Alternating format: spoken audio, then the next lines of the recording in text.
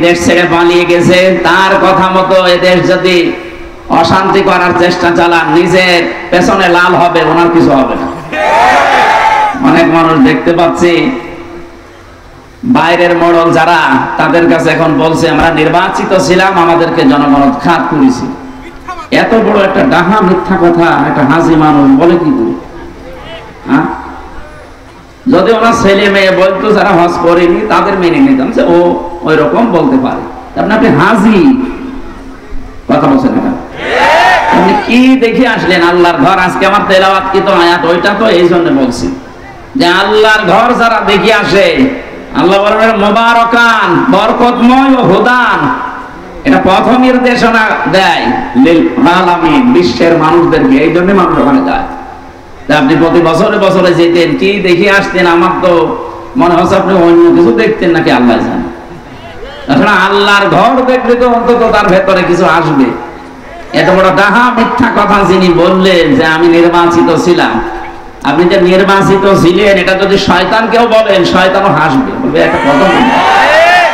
15.5 বছর কোন নির্বাচন হয়েছে? 154 জন হয়ে গেছে নির্বাচনের আগে। এটা বলেন না কেন?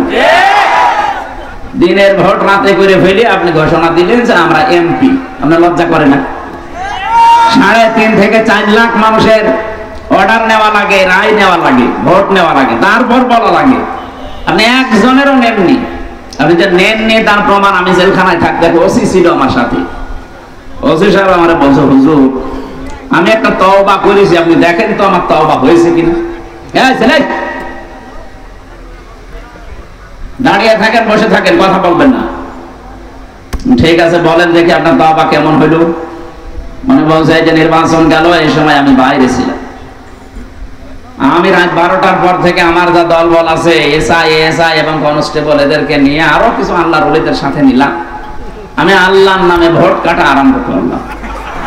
ফজর পর্যন্ত কাটা, এটা কোরআন শরীফ আমার সামনে, এইভাবে বলছি। আমি ফাঁসির কন্ডেম ছেলে ছিলাম ওই জায়গায়, যে বলছে আমার তাওবাটা আপনি দেখেন। ফজর পর্যন্ত ভোট কমপ্লিট করে আমি বাক্স ভর্তি করে জায়গা মতো পাঠিয়ে দিলাম।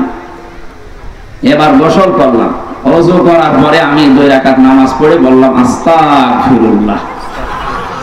হুজুর আমার এই তাওবা কি হয়েছে?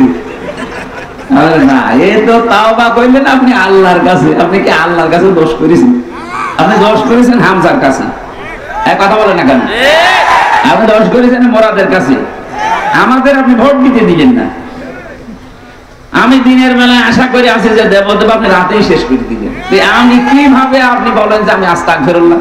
আমি তো আল্লাহর কাছে দোষ করিনি, করেছেন হামজার মতো 3.5 থেকে 4 লাখ মানুষের কাছে। এদের কাছে আগে মাপ চাবেন। এরা যদি মন থেকে বলে ঠিক আছে যা করে ছেড়ে দিলাম, এতটুকুই হবে না। ভয়ঙ্কর করতে হচ্ছে আপনি এই 15.5 বছরে বহু মানুষ দুনিয়া থেকে বিদায় নিয়েছে, তাদের কাছে মাপ চাবেন কি করে? হ্যাঁ কথা বলছেন? এই জন্য তাওবা ওনারটা যেমন হয়নি, এদেশে বহু মানুষের তাওবা এখন ঠেলায় পড়ে ঢেলায় সালাম করছে।